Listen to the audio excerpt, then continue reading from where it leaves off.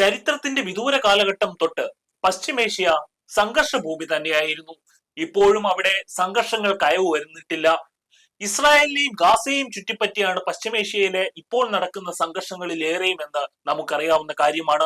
ജൂതരുടെ ഉത്സവരാത്രി ഇസ്രായേലിനുള്ളിൽ കയറി ആക്രമണം നടത്തുവാൻ ഹമാസ് നടത്തിയ സാഹസത്തിന് ഇപ്പോൾ വില കൊടുത്തുകൊണ്ടിരിക്കുന്നത് പാലസ്തീനിലെ ഒന്നും അറിയാത്ത കുരുന്നുകളും വൃദ്ധജനങ്ങളും സാധാരണക്കാരായ മനുഷ്യരുമൊക്കെയാണ്. ഇസ്രായേലിന്റെ ഭാഗത്തു നിന്നും ഇപ്പോൾ ഉണ്ടാകുന്നത് ഒരു തരത്തിലും ന്യായീകരിക്കുവാൻ സാധിക്കാത്ത കൂട്ടക്കുരുതികളാണ്. എന്നാൽ അതിന് ഇസ്രായേലിനെ മാത്രം നമുക്ക് കുറ്റം പറയുവാൻ സാധിക്കുന്നതല്ല. ഹമാസ് ഒരു ഭീകര സംഘടന തന്നെയാണ് എന്ന ഉറച്ച വിശ്വാസത്തോടു കൂടിയാണ് ഞാൻ സംസാരിക്കുന്നത്.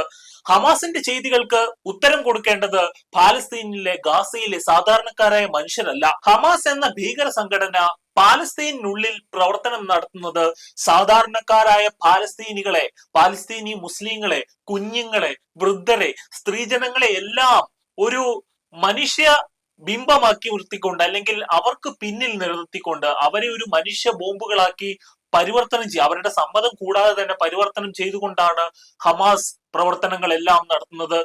ഗസയിലെ തുരങ്കപ്പാതകളിലൂടെ നുഴഞ്ഞു കയറുക മാത്രമല്ല അവർ ചെയ്യുന്നത്, ഒന്നും അറിയാത്ത സാധാരണക്കാരായ മനുഷ്യരുടെ രക്തധമനികളിലൂടെ, ഹൃദയത്തിലൂടെ, തലച്ചോറിലൂടെ അവരുടെ ഭീകര സിദ്ധാന്തങ്ങൾ അടിച്ചേൽപ്പിക്കുക കൂടിയാണ്. ഇസ്രായേൽ ഒരു അധിനിവേശ രാജ്യമാണ് എന്ന കാര്യത്തിൽ എനിക്ക് യാതൊരു സംശയവുമില്ല. ഇസ്രായേലിന്റെ അധിനിവേശങ്ങളെ ചെറുത്തു നിൽക്കേണ്ടത് തന്നെയാണ്. പക്ഷേ അതിന് രക്തച്ചൊരിച്ചിൽ നടത്തിക്കൊണ്ട് മാത്രമേ ഒരു ഉടമ്പടി സ്വീകാര്യമാകൂ എന്ന് പറയുന്നതിനോടാണ് യോജിപ്പില്ലാത്തത്. ദുരാഷ്ട്ര സങ്കല്പം, ദുരാഷ്ട്ര സിദ്ധാന്തങ്ങളൊക്കെ ലോകരാജ്യങ്ങൾ ഇതിനോടകം മുന്നോട്ട് വെച്ചിട്ടുണ്ട്.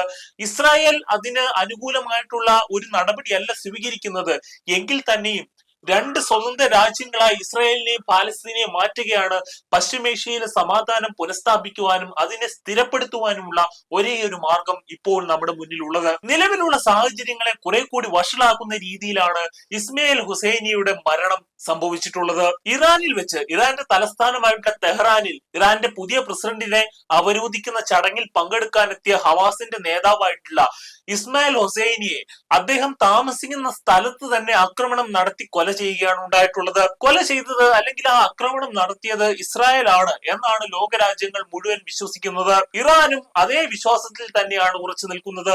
ഇസ്രായേൽ പക്ഷേ അതിന്റെ പിതൃത്വം, ആ ആക്രമണത്തിന്റെ പിതൃത്വം ഏറ്റെടുത്തിട്ടില്ല എന്ന് നമുക്ക് കാണാം. ഇസ്മായിൽ ഹുസൈനി ആയിരുന്നു ഹമാസിന്റെ എല്ലാ തരത്തിലുള്ള ഒരു സ്പോക്ക് പേഴ്സൺ ആയിട്ടും പരമോന്നത നേതാവായിട്ടും ഒക്കെ പ്രവർത്തിച്ചിരുന്നത്. ഹുസൈനിയുടെ മരണത്തിന് ശേഷം ഇനി ആര് എന്നൊരു ചോദ്യമാണ് ഇപ്പോൾ ലോക രാഷ്ട്രീയത്തിലെമ്പാടും മുഴങ്ങി കേൾക്കുന്നത്.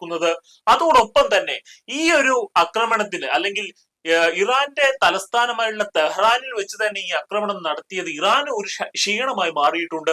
ഇറാൻ ഈ ആക്രമണത്തെ കണിശമായി അപലപിക്കുകയും തങ്ങൾ പ്രതികാരം ചെയ്യും എന്നുള്ള ഒരു മുറവിളി കൂട്ടുകയും ചെയ്തിട്ടുണ്ട്. ഇറാൻ അതിന്റെ തലസ്ഥാനത്ത് തന്നെ ചുവന്ന പതാക, ഇറാന്റെ പ്രതികാര പതാക വീശി പറത്തിക്കൊണ്ടാണ് മുന്നറിയിപ്പ് നൽകിയിരിക്കുന്നത്.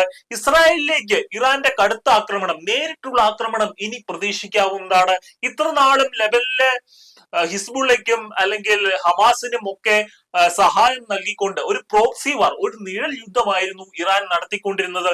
എന്നാൽ ഈ ഒരു ആക്രമണം, തെഹ്റാനിൽ ഇസ്മായിൽ ഹുസൈനിയെ വകവരുത്തിയ ഈ ഒരു ആക്രമണം നടന്നതിന് ശേഷം ഇറാൻ നേരിട്ട് ഈ യുദ്ധത്തിൽ പങ്കെടുക്കുമോ എന്നാണ് നമ്മൾ ഉറ്റുനോക്കിക്കൊണ്ടിരിക്കുന്നത്. തങ്ങളുടെ അതിഥിയായിട്ട് ഇറാനിലെ തെഹ്റാനിലേക്ക് വന്ന ഇസ്മായിൽ ഹുസൈനിയുടെ കൊലപാതകത്തിന് ശക്തമായ ഭാഷയിൽ പ്രതികരിക്കണമെന്ന് ഇറാന്റെ പരമോന്നത നേതാവായിട്ടുള്ള ആയത്തുള്ള ഖൊമൈനി തന്നെ ഉത്തരവിട്ടിരിക്കുന്നത്. അതായത് ഇറാന്റെ നാഷണൽ റവല്യൂഷണറി ഗാർഡിന് ഉത്തരവ് കൊടുത്തിരിക്കുന്നത് പ്രത്യേകം കാണേണ്ട ഒരു കാര്യം തന്നെയാണ്. ഇബ്രാഹിം റൈസി എന്ന ഇറാന്റെ പ്രസിഡന്റ് ഹെലികോപ്റ്റർ അപകടത്തിൽ മരണപ്പെടുകയുണ്ടായി. ഞാൻ വീണ്ടും ആവർത്തിച്ചു പറയുന്നു, മരണപ്പെടുകയുണ്ടായി.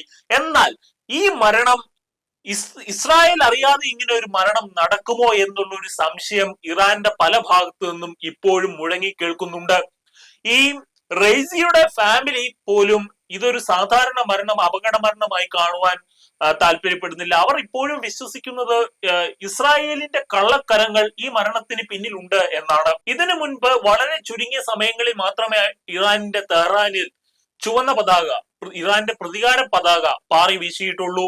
അതിൽ പ്രധാനപ്പെട്ടത് അമേരിക്ക മിസൈൽ അയച്ച് അവരുടെ ഇറാന്റെ പ്രധാനപ്പെട്ട സൈനിക നേതാവായിട്ടുള്ള സുലൈമാൻ ഹൊസൈനിയുടെ കൊലപാതകം നടത്തിയതിനു ശേഷമാണ് അമേരിക്കയ്ക്ക് നേരെ തങ്ങൾ തക്കതായ സമയം വരുമ്പോൾ പ്രതികാരം ചെയ്യും എന്ന ആഹ്വാനം മുഴക്കിക്കൊണ്ട് ഈ ചുവന്ന പതാക പാറി വീശിയത്. പക്ഷെ വീണ്ടും അത് സംഭവിച്ചിരിക്കുന്നു. അമേരിക്ക ആയിരുന്നു അന്ന് തങ്ങൾക്ക് പ്രതികൂല സ്ഥാനത്ത് നിന്നിരുന്നെങ്കിൽ, തങ്ങളുടെ പ്രതിയോഗിയുടെ സ്ഥാനത്ത് നിന്നിരുന്നെങ്കിൽ ഇപ്പോൾ അങ്ങനെയല്ല. ഇപ്പോൾ ഇസ്രായേലാണ് പരമ്പരാഗതമായി തന്നെ പശ്ചിമേഷ്യയിലെ മുസ്ലിം രാജ്യങ്ങളുടെ ശത്രുപക്ഷത്ത് നിൽക്കുന്ന ഇസ്രായേലാണ്. ഇസ്രായേലിന് നേരെയുള്ള ഏതൊരു അക്രമത്തെയും ചെറുക്കുവാൻ അമേരിക്ക പ്രതിജ്ഞാബദ്ധമാണ്. ഈ പ്രതിജ്ഞയെ ഉറച്ചു നിന്നുകൊണ്ട് ഇസ്രായേലിന് നേരെ ഇറാന്റെ ആക്രമണം ഉണ്ടാകുമെന്ന മുൻകരുതലോടുകൂടി തന്നെ പല അമേരിക്കൻ നാവിക കപ്പലുകളും ഇസ്രായേലിലേക്ക് നീങ്ങിക്കൊണ്ടിരിക്കുകയാണ്. ലോകത്തെ പ്രധാനപ്പെട്ട രാജ്യങ്ങളിൽ നിന്നെല്ലാം ഫ്ലൈറ്റുകൾ ഇസ്രായേലിലേക്ക് പോകുന്നതിൽ നിന്ന് പിന്മാറിയിട്ടുണ്ട്. ഒരു മുൻകരുതൽ എന്നതുപോലെ ഇനി എന്താണ് വരാനിരിക്കുന്നത് എന്ന് കാത്തിരുന്നു കാണാം എന്നതുപോലെ പല രാജ്യങ്ങളും തങ്ങളുടെ പൗരന്മാരോട് ഇസ്രായേലിലേക്ക് പോകുന്നതിനെ വിലക്കുന്നുണ്ട്.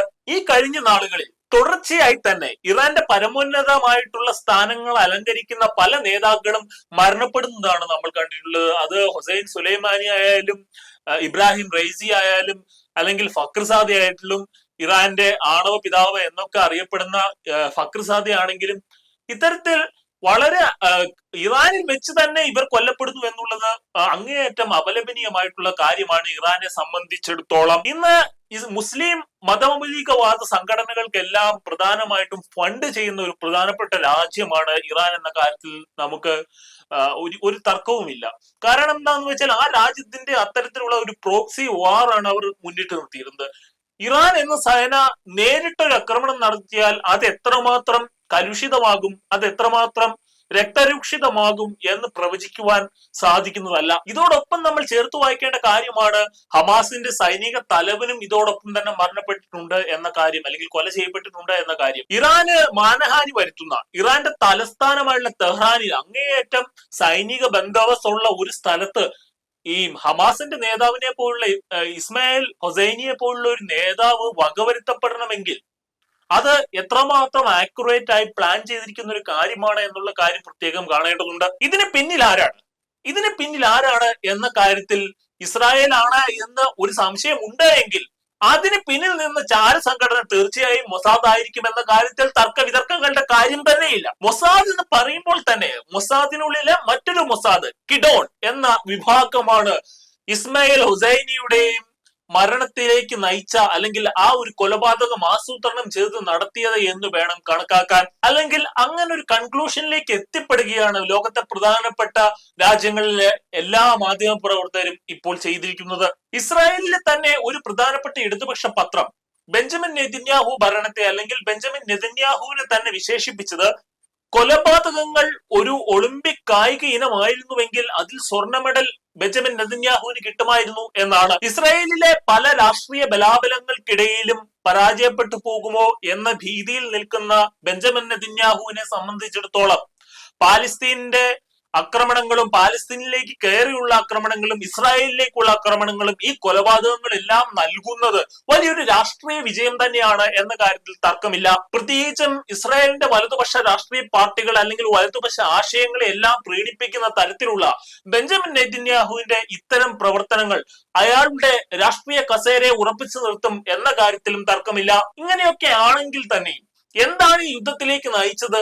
അത് പാലസ്തീൻ അല്ലെങ്കിൽ പാലസ്തീനിൽ നിന്നുള്ള ഹമാസ് പോരാളികൾ ഇസ്രായേലിലേക്ക് കടന്നു കയറി പല ചാരക്കണ്ണുകളെയും മറികടന്ന് പല സുരക്ഷാ സന്നാഹങ്ങളെയും മറികടന്ന് ഇസ്രായേലിലേക്ക് കടന്നു കയറി അവിടെ ഉണ്ടായിരുന്ന സാധാരണക്കാരായ മനുഷ്യരെ ബന്ദികളാക്കി പലരെയും കൊല ചെയ്ത് സ്ത്രീകളെ ബലാത്സംഗം ചെയ്ത് കുട്ടികളെ തടങ്കിലാക്കി ഇങ്ങനെയൊക്കെ നടത്തിയിട്ടുള്ള ഒരു ഭീകര ആക്രമണമാണ് ഈ യുദ്ധത്തിലേക്ക് നയിച്ചത് എന്ന കാര്യം വിസ്മരിക്കാൻ പറ്റുന്നതേ അല്ല.